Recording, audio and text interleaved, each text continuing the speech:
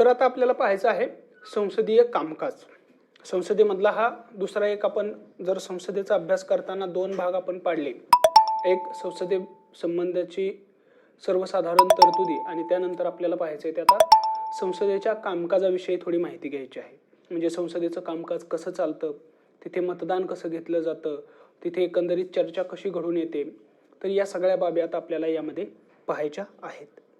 तर आता लक्षात घ्या की संसदेचं काम हे अधिवेशनामार्फत चालतं. म्हणजे अधिवेशन भरतं. जशी आपली शाळा भरायची आणि त्या शाळेमध्ये आपण त्यावेळी उन्हाळ्याची सुट्टी झाली की जूनच्या दरम्यान शाळा भरते, मग ती अगदी दिवाळीपर्यंत चालते. त्यानंतर मग दिवाळीची मोठी सुट्टी भेटते, त्यानंतर पुन्हा शाळा भरते आणि मग ती परीक्षा संपेपर्यंत चालते आणि नंतर उन्हाळी सुट्टी. म्हणजे थोडक्यात काय, शाळा जशी सलगपणे चालते तसंच संसदेचं काम देखील असं एक सलगपणे करण्यासाठी बोलावलं जातं.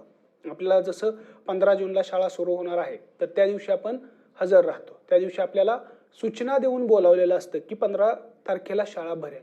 तसंच संसदेचंही असतं. ही सूचना राष्ट्रपती देतात आणि राष्ट्रपती अशी सूचना देऊन निश्चित अशा त्यांनी उल्लेख केलेल्या तारखेला संसदेच्या गृहांचं अधिवेशन बोलावतात आणि मग तिथून जोपर्यंत राष्ट्रपती ती अधिवेशनाची समाप्ती करत नाहीत, सत्र समाप्ती करत नाहीत, तोपर्यंत मग संसद ही रोज त्या ठिकाणी भरत जाते किंवा दोन्ही गृहामध्ये ते सदस्य गोळा होतात, त्या ठिकाणी संसदेचं कामकाज करतात. शनिवार आणि रविवार हे सुट्टीचे दिवस असतात आणि त्याबरोबरच इतर काही जर सार्वजनिक सुट्टीचे दिवस असतील तर त्या दिवशी देखील संसदेचं कामकाज चालत नाही. परंतु इतर दिवशी सोमवार ते शुक्रवार या दिवसांमध्ये संसदेचं कामकाज रेग्युलर चालतं. तर याला आपण म्हणतो अधिवेशन, की ज्या काळामध्ये संसदेचं कामकाज चालतं त्याला अधिवेशन म्हणतो. आणि घटनेमध्ये या अधिवेशनासंबंधी काय म्हटलेलं आहे की 2 अधिवेशनामधला कमाल कालावधी हा 6 महिन्यांपेक्षा जास्त असता कामा नये. म्हणजे 6 महिन्यांच्या आत अधिवेशन झालंच पाहिजे. म्हणजेच काय, तर वर्षातून किमान 2 अधिवेशने झाले पाहिजेत, कारण वर्षामध्ये 12 महिने असतात. त्यामुळे वर्षातून किमान 2 अधिवेशने झालीच पाहिजेत असं घटनेमध्ये म्हटलेलं आहे. परंतु आपल्या देशामध्ये किंवा आपल्या संसदेच्या बाबतीत वर्षातून 3 रेग्युलर अशी अधिवेशने होतात. सुरुवातीला एक असतं फेब्रुवारी ते मे, हे सगळ्यात मोठं अधिवेशन असतं, ज्याला अर्थसंकल्पीय अधिवेशन आपण म्हणतो, बरोबर आहे, किंवा उन्हाळी अधिवेशन असंही म्हटलं जातं. फेब्रुवारीपासून ते मे पर्यंत या महिन्यामध्ये होतं. त्यानंतर दुसरं अधिवेशन जे आहे संसदेचं ते जुलै ते सप्टेंबर या 2 महिन्यांच्या काळामध्ये होतं, ज्याला पावसाळी अधिवेशन म्हटलं जातं.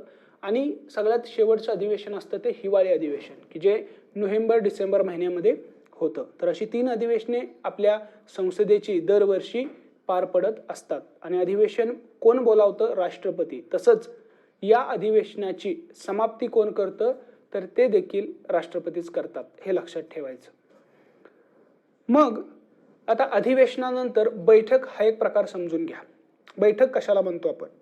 तर जसं आपण शाळेमध्ये आपली शाळा सुरू झाली की 2 सुट्ट्या असतात. म्हणजे सकाळी 10 वाजता शाळा भरते, छोट्या सुट्टीपर्यंत चालते, पुन्हा 15-20 मिनिटाची सुट्टी होते, पुन्हा शाळा भरते, पुन्हा तिथून पुढे मोठ्या सुट्टीपर्यंत शाळा चालते आणि परत त्यानंतर भरलेली शाळा संध्याकाळी 5 वाजता सुटते. अशी जर आपण विचार केला तर थोडक्यात काय होतं, तर आपण इथे म्हणू शकतो की शाळाच्या 3 बैठका होतात.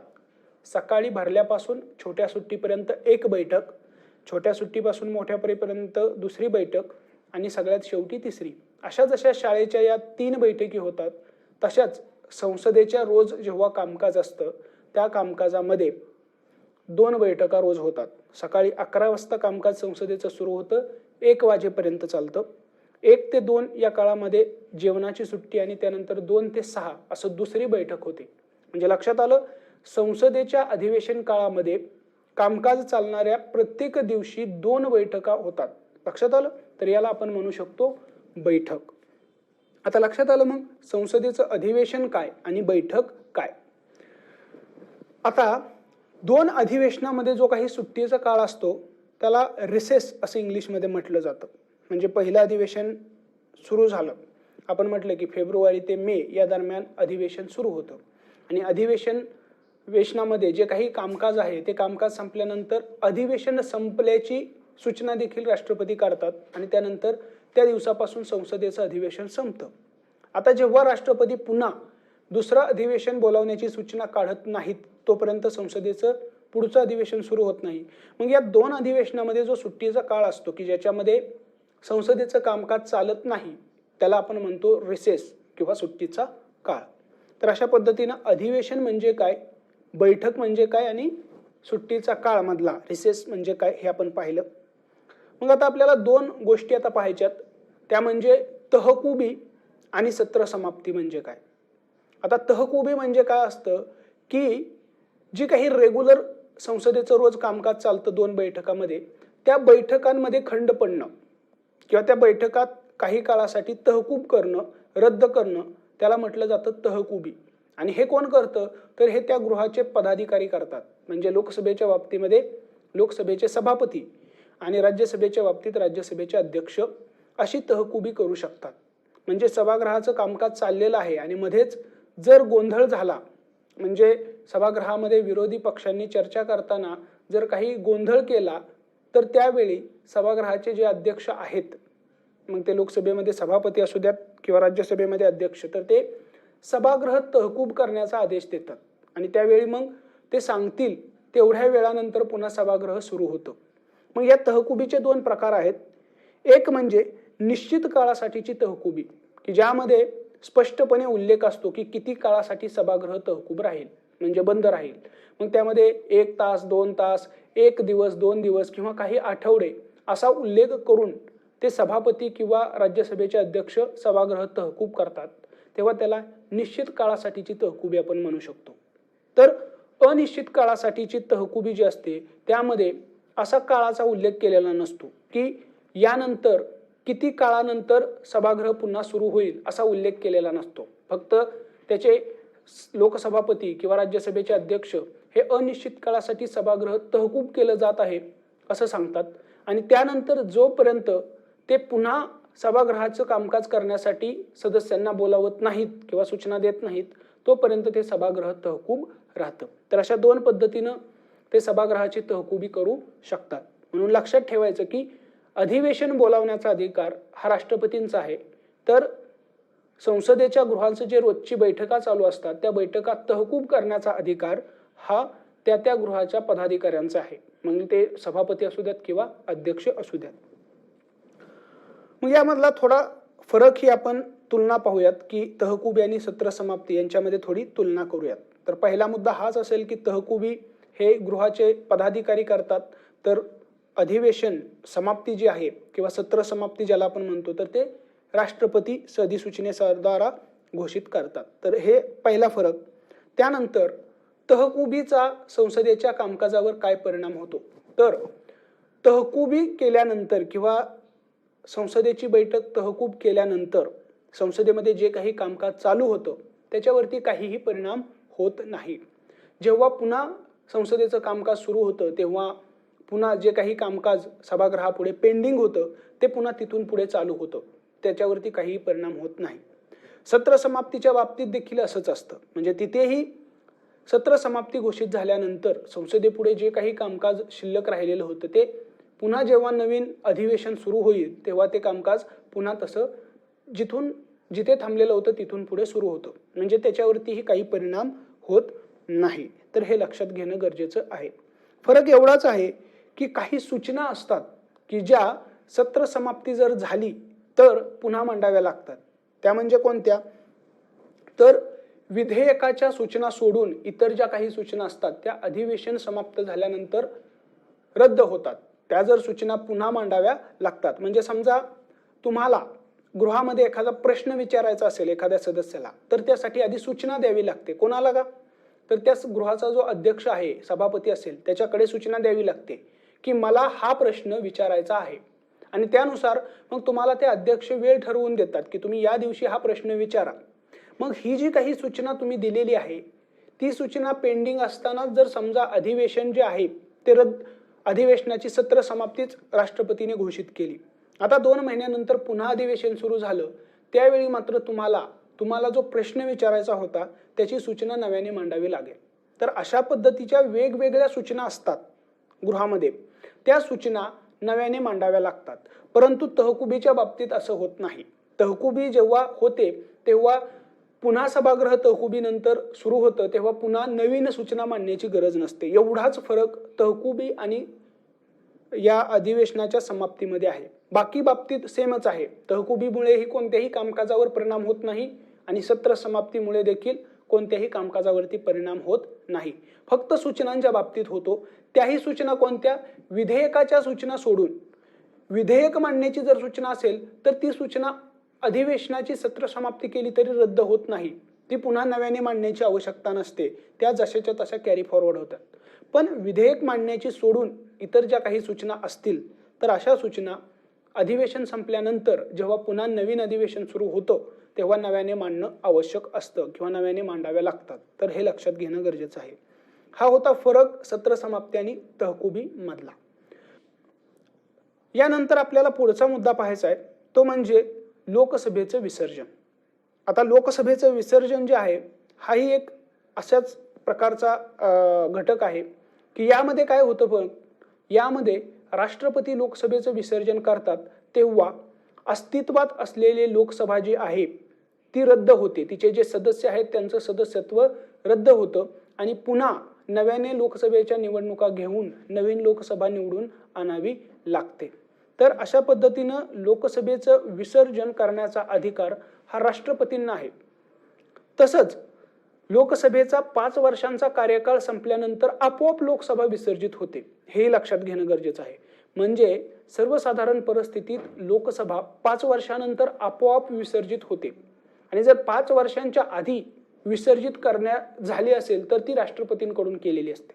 कारण 5 वर्षाच्या आधी लोकसभा विसर्जित करण्याचा अधिकार फक्त राष्ट्रपतींना आहे आणि राष्ट्रपती हे पंतप्रधानाच्या सल्ल्याने किंवा लोकसभेमध्ये अविश्वासाचा ठराव जर पारित झाला तरच लोकसभेचं विसर्जन मुदतीच्या आधी करतात. हेही लक्षात घेणं गरजेचं आहे. आता या लोकसभा विसर्जनाचा परिणाम संसदेच्या कामकाजावर काय होतो ते बघा. तर लोकसभा विसर्जनामुळे लोकसभेमध्ये किंवा संसदेमध्ये जी काही विधेयके मांडलेली होती परंतु ती पेंडिंग होती विचारार्थ घेण्यासाठी किंवा ती पारित झालेली नव्हती त्याच्यावरती चर्चा चालू होती. म्हणजे थोडक्यात ती विधेयके पेंडिंग होती तर त्या विधेयकांवरती मात्र या लोकसभा विसर्जनाचा परिणाम होतो. तहकुबी किंवा सत्र समाप्तीचा विधेयकाच्या पेंडिंग असण्यावरती कोणताही परिणाम होत नाही किंवा ती विधेयके रद्द होत नाहीत. परंतु जर पेंडिंग विधेयके असतील आणि त्या विधेयकांच्या दरम्यानच जर लोकसभेचं विसर्जन झालं नवीन लोकसभा निवडून आली तर त्यावेळी मात्र त्यांच्यावरती परिणाम होतो. तो परिणाम कसा होतो ते आता आपल्याला पाहायचं आहे. तर आता लक्षात घ्या की लोकसभेमध्ये प्रलंबित असणाऱ्या पेंडिंग असणाऱ्या विधेयकांच्या बाबतीत जर लोकसभा विसर्जित झाली तर ती विधेयके रद्द होतात. मग ते विधेयक लोकसभेत मांडलेलं असेल आणि लोकसभेतच पेंडिंग असेल तरी देखील ते रद्द होतं किंवा लोकसभेनं ते विधेयक पारित केलेलं असेल आणि राज्यसभेकडे पाठवून दिलेलं असेल आणि राज्यसभेमध्ये ते पेंडिंग असेल तरी देखील ते विधेयक रद्द होतं. तर हे लक्षात घेणं गरजेचं आहे. म्हणजे विधेयकाचा संबंध लोकसभेशी आलेला असेल आणि लोकसभा जर विसर्जित झाली असेल तर ते विधेयक रद्द होतं. मग ते लोकसभेमध्ये पेंडिंग असू द्यात किंवा राज्यसभेमध्ये लोकसभेमधून पाठवून झालेलं असेल आणि राज्यसभेमध्ये ते पेंडिंग असेल तर ते देखील रद्द होतं. लक्षात आलं. परंतु एखादं विधेयक राज्यसभेतच मांडलेलं आहे आणि राज्यसभेने अजून ते पारित केलेलं नाहीये म्हणजे त्याचा अजून लोकसभेशी संबंधच आलेला नाही तर असं विधेयक मात्र लोकसभेच्या विसर्जनाने रद्द होत नाही. त्याच्यावरती परिणाम होत नाही. लक्षात आलं. जे विधेयक राज्यसभेतच मांडलंय आणि राज्यसभेतच पेंडिंग आहे असं विधेयक लोकसभेच्या विसर्जनाने रद्द होत नाही. आता पुढे लक्षात घ्या की जर समजा विधेयक दोन्हीही गृहांनी पारित केलेलं आहे लोकसभेनेही पारित केले आणि राज्यसभेनेही ते पारित केले परंतु त्याच्यावरती राष्ट्रपतीची स्वाक्षरी फक्त बाकी आहे. राष्ट्रपतीकडे ते पाठवलं आणि तेवढ्यातच लोकसभेचं विसर्जन झालं तर त्या विधेयकाचं काय होतं तर ते विधेयक रद्द होत नाही. म्हणजे संसदेच्या दोन्ही गृहांनी पारित केलेलं विधेयक राष्ट्रपतीच्या स्वाक्षरीसाठी पाठवलेलं असेल तर ते विधेयक लोकसभेच्या विसर्जनामुळे रद्द होत नाही. हे लक्षात घेणं गरजेचं आहे. तसंच समजा आता एखादं विधेयक दोन्ही गृहांनी पारित केलं, ते राष्ट्रपतीकडे पाठवलं, राष्ट्रपतीपर्यंत ते पोहोचलं, परंतु राष्ट्रपतीने ते पुनर्विचारासाठी परत संसदेकडे पाठवलं. म्हणजे राष्ट्रपतीला त्यावरती काहीतरी बदल अपेक्षित होता आणि त्यासाठी त्यांना ते विधेयक जर संसदेकडे परत पुन्हा विचार करण्यासाठी पाठवलं तर ते विधेयक देखील रद्द होत नाही. हे लक्षात घेणं गरजेचं आहे. म्हणजे लक्षात आलं, जेव्हा लोकसभा विसर्जित होते तेव्हा फक्त लोकसभेमध्ये प्रलंबित असलेलं किंवा लोकसभेने पारित करून राज्यसभेमध्ये पाठवलेलं आणि तिथं प्रलंबित असलेलं अशी दोनच प्रकारची विधेयके रद्द होतात. अन्यथा बाकी विधेयकावरती लोकसभेच्या विसर्जनाचा परिणाम होत नाही. हे पक्क लक्षात ठेवायचं. याच्यावरती बऱ्याचदा प्रश्न आलेला आहे की लोकसभेचं विसर्जन झाल्यानंतर प्रलंबित असणाऱ्या विधेयकांच्या बाबतीत खालील वाक्य विचारात घ्या आणि मग यामध्ये ही वेगवेगळी वाक्य दिली जातात. तर हे लक्षात घेणं गरजेचं आहे. लक्षात आलं. मग लोकसभा विसर्जनाचा अधिकार हा राष्ट्रपतींचा असतो. तसंच 5 वर्षांचा कार्यकाळ संपल्यानंतर ते आपोआप देखील विसर्जित होते. त्यानंतर पुढचा मुद्दा पाहायचा आहे ते म्हणजे संसदेचं कामकाज चालताना काही त्याच्याशी संबंधित बाबी आहेत. तर त्यात 2 बाबींची आपल्याला माहिती घ्यायची. ते म्हणजे एक आहे गणपूर्ती आणि दुसरा आहे मतदान. मग गणपूर्ती काय असते तर कोणत्याही गृहाचं कामकाज चालण्यासाठी आवश्यक असणारी किमान उपस्थितीची मर्यादा, त्याला म्हटलं जातं गणपूर्ती. म्हणजे लोकसभेमध्ये जर संसदेचं कामकाज चालवायचं असेल, चर्चा चालवायची असेल तर लोकसभेच्या एकूण सदस्य संख्येच्या 1/2 एवढे सदस्य उपस्थित असले पाहिजेत, तरच लोकसभेचं कामकाज चालू शकतं. तसंच राज्यसभेच्या बाबतीत हे आहे.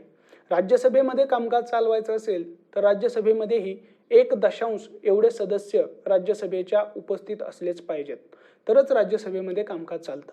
आणि याला आपण म्हणतो गणपूर्ती. आणि आपण पाहिलेलं आहे की ही गणपूर्तीची जबाबदारी त्या गृहाच्या पदाधिकाऱ्याची असते. मग ते लोकसभेमध्ये सभापती असोत किंवा राज्यसभेमध्ये अध्यक्ष असोत, तर त्यांची ती जबाबदारी असते की गृहामध्ये गणपूर्ती होते किंवा नाही हे पाहणं. तर लक्षात आलं पहिला मुद्दा गणपूर्तीचा. दुसरा आहे मतदान. आता लक्षात घ्या की संसद हे कायदा करणारं मंडळ आहे, कायदा करणारी संस्था आहे आणि तिथे देशासंबंधी महत्त्वाचे कायदे केले जातात. तसंच संसद ही चर्चेचं व्यासपीठ आहे की जिथे सरकार, विरोधी पक्षी असे सगळे लोक, जनतेचे प्रतिनिधी एकत्र येतात आणि देशाशी संबंधित असणाऱ्या महत्त्वाच्या विषयावरती चर्चा करतात. मग त्यामध्ये सरकारच्या धोरणांना प्रश्न विचारले जातात, सरकारकडून माहिती घेतली जाते, सरकार आपली बाजू मांडतं, त्याच्यावरती इतर पक्ष किंवा इतर लोक त्याच्यावरती टीका करतात, जनतेची मतं तिथं मांडली जातात लोकप्रतिनिधी मार्फत. म्हणजेच काय तर हा एक चर्चेचा व्यासपीठ असतो. कोण? संसद. मग ही चर्चा करून त्या ठिकाणी काही निर्णय घेतले जातात संसदेमध्ये आणि ते लोकांच्या वतीने असतात. कारण संसदेचे सदस्य हे लोकांकडून निवडून गेलेले असतात, मग ते प्रत्यक्ष असोत किंवा अप्रत्यक्ष असोत. त्यामुळे एकंदरीतच काय तर तिथे जेव्हा निर्णय घेतले जातात तेव्हा ते निर्णय बहुमताने घेणं गरजेचं असतं. म्हणजे कोणत्याही एखाद्या व्यक्तीला वाटलं म्हणून त्याच्या मनाप्रमाणे एखादा निर्णय आपण आपल्या देशासाठी घेऊ शकत नाही. एखादा कायदा करायचा असेल तर त्यासाठी आपल्याला सगळ्या लोकांचं बहुमत असणं गरजेचं असतं. एकट्या पंतप्रधानाला वाटलं म्हणून तो कायदा करू शकत नाही, किंवा एकट्या मंत्र्याला एखाद्या वाटलं की मला हा कायदा करायचा आहे तर तो करू शकतो का? नाही. त्यासाठी संसदेमध्ये त्या कायद्याला बहुमताने मान्यता मिळणं गरजेचं असतं. आणि यासाठी मग मतदान हे संसदेमध्ये वेगवेगळ्या बाबतीमध्ये घेतलं जातं आणि या मतदानाचे वेगवेगळे प्रकार आहेत. आता ते कोणते ते पाहूयात. एक आहे साधं बहुमत. साधं बहुमत म्हणजे काय तर एखाद्या विषयावरती जेव्हा मतदान घ्यायचं असतं तेव्हा त्या मतदानाच्या वेळी मतदान करणाऱ्या लोकांच्या निम्म्यापेक्षा जास्त, त्याला आपण म्हणतो साधं बहुमत.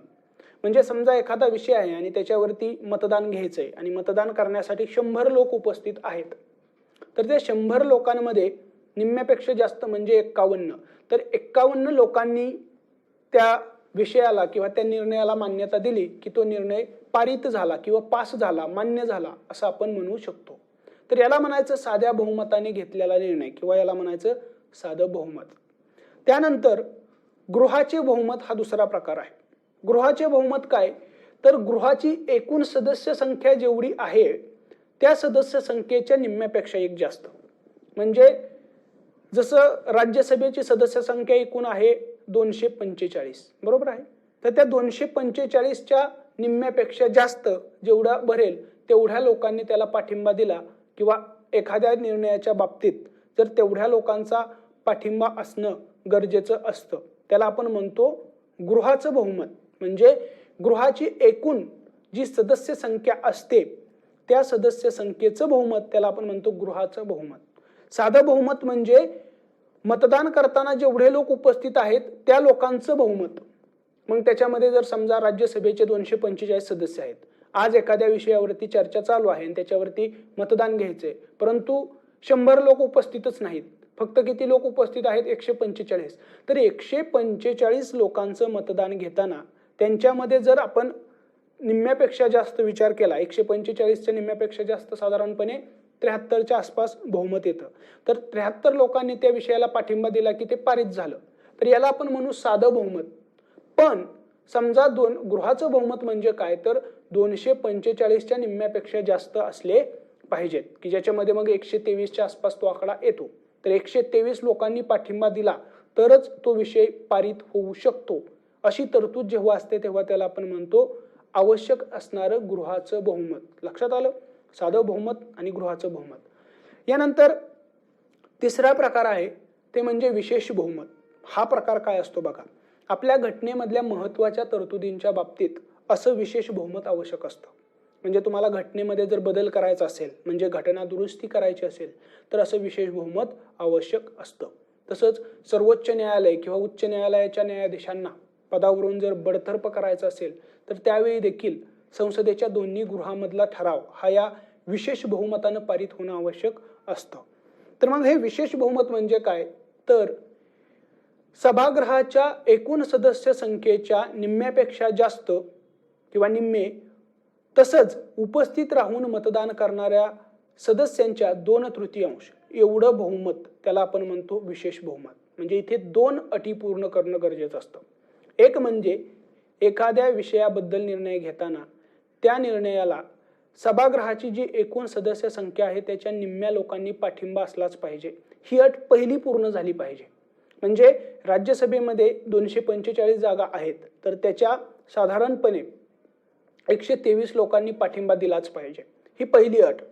दुसरी अट अशी की ही अट पूर्ण होऊन आणखी एक अट पूर्ण झाली पाहिजे, ती म्हणजे उपस्थित राहून जे लोक मतदान करतायत, जेवढे लोक उपस्थित आहेत मतदान करताना त्या लोकांच्या 2/3 एवढं बहुमत. म्हणजे समजा 245 मधले 200च लोक उपस्थित आहेत तर त्या 200च्या 2/3 एवढं जे काही आकडा येईल तेवढे लोकांनी त्या ठिकाणी मतदान करणं गरजेचं आहे. आणि या दोन्ही अटी जेव्हा फुलफिल होतात तेव्हा त्याला आपण म्हणतो विशेष बहुमत. लक्षात आलं, तर अशा पद्धतीनं मतदानाचे हे साधारणपणे 3 प्रकार आपल्या घटनेमध्ये वेगवेगळ्या किंवा आपल्या संसदेमध्ये वापरले जातात. बरेचसे जे काही विधेयके किंवा सर्वसाधारण कायदे असतात, सर्वसाधारण निर्णय असतात, ते साध्या बहुमताने पारित केले जातात.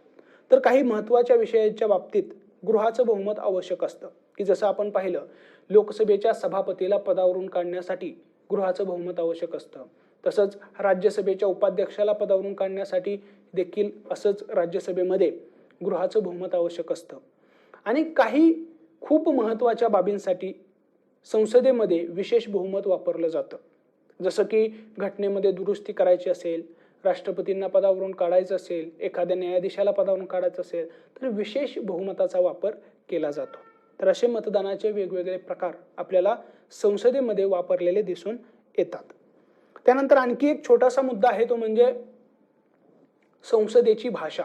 संसदेमध्ये जे कामकाज चालतं त्याच्यासाठी भाषा कोणती वापरली जाते किंवा कोणत्या भाषेतून ते कामकाज चालतं. तर लक्षात घ्या की 1950 साली आपली घटना जेव्हा अस्तित्वात आली तेव्हा त्या मूळ घटनेमध्ये अशी तरतूद होती की संसदेचं कामकाज हिंदी आणि इंग्रजी या दोन्ही भाषांमध्ये चालेल. आणि हे कधीपर्यंत चालेल तर 1965 पर्यंत ते चालेल. 1965 नंतर इंग्रजी भाषा चालू ठेवायची किंवा नाही याचा निर्णय त्यावेळी संसद घेईल. आणि त्यानुसार मग आपल्या संसदेने ठरवलंही की इंग्रजी भाषा इथून पुढे देखील चालू ठेवायची. आणि 1963 मध्ये कार्यालयीन भाषा कायदा 1963 हा कायदा संसदेने पारित केला. आणि या कायद्यानुसारच मग आपला संसदेमध्ये 1965 नंतर देखील हिंदी बरोबर इंग्रजी भाषेचा वापर केला जातो. आणि आजही मग आपल्या संसदेचं जे कामकाज आहे ते 2 भाषातून चालतं. म्हणजे तिथे सदस्याला जर चर्चा करायची असेल तर या 2 भाषापैकी तो कोणत्याही भाषेमध्ये बोलू शकतो. आता जरी असं असलं तरी देखील गृहाच्या नियमामध्ये अशी तरतूद केलेली आहे, म्हणजे संसदेमध्ये लोकसभा किंवा राज्यसभा यांचे जे नियम असतात कामकाजाचे, त्यामध्ये असे नियम केलेले आहे की जरी इंग्रजी आणि हिंदी या दोनच भाषांमधून कामकाज चालणार असलं तरी एखादा सदस्य त्याच्या मातृभाषेमध्ये आपले विचार व्यक्त करू शकतो. फक्त त्यासाठी त्यांना आधी सभापती किंवा राज्यसभेमध्ये अध्यक्षाची परवानगी घेणं गरजेचं आहे. त्या परवानगीनंतर तो आपल्या मातृभाषेमध्येही बोलू शकतो. म्हणजे महाराष्ट्राचा जर एखादा खासदार असेल लोकसभेमध्ये सदस्य म्हणून तर तो मराठीतून बोलू शकतो. फक्त त्यासाठी त्यांना आधी लोकसभेच्या सभापतीची पूर्व परवानगी घेणं गरजेचं आहे आणि त्यानंतर मग तो मराठीतून आपले विचार व्यक्त करू शकतो. अशी पूर्व परवानगी का आवश्यक असते? जेणेकरून इतर सदस्यांना मराठीचं हिंदीमध्ये किंवा इंग्रजीमध्ये ट्रान्सलेशन करण्याची सोय करता येईल. आणि आपल्या संसदेच्या दोन्ही गृहामध्ये अशा वेगवेगळ्या भाषांच्या ट्रान्सलेटरची सोय असते की जिथे तुमच्या प्राकृतिक किंवा प्रादेशिक भाषा जी आहे त्यामधून तुम्ही विचार व्यक्त करता आणि त्यामध्ये संसदेमध्ये ते लगेच ट्रान्सलेट करून ऐकवण्याची सोय त्या ठिकाणी केलेली असते. तर अशा पद्धतीनं संसदेचं कामकाज हिंदी आणि इंग्रजीमधून चालतं, परंतु गृहांच्या नियमानुसार तिथे मातृभाषेतून बोलण्याची देखील परवानगी आहे. तर या बाबी लक्षात घेणं गरजेचं आहे. तर लक्षात आलं हे काय होतं की संसदेमधलं आपल्याला कामकाज अभ्यासायचंय किंवा संसदेमध्ये प्रक्रिया कशी होते, कामकाज कसं चालतं, एखादा कायदा कसा पारित होतो हे पाहण्याच्या अगोदर त्या संबंधीच्या काही बाबी आपल्याला पाहायच्या होत्या. त्या आपण पाहिल्या की मग अधिवेशन काय असतं संसदेचं, बैठका कधी असतात, दिवसातून किती वेळा किती बैठका होतात, त्यानंतर तहकुबी आणि सत्र समाप्ती म्हणजे काय, तसंच लोकसभेचं विसर्जन म्हणजे काय, ते कोण करतं आणि त्याचा विधेयकावरती काय परिणाम होतो हे आपण पाहिलं. आणि त्यानंतर कामकाजाशी संबंधित 2-3 बाबी पाहिल्या. त्यामध्ये मग गणपूर्ती म्हणजे काय, मतदान कोणकोणत्या प्रकारची आपल्या संसदेमध्ये वापरली जातात आणि त्यानंतर संसदेमध्ये कोणत्या भाषा कामकाजासाठी वापरल्या जातात. तर या गोष्टी आपण पाहिल्या.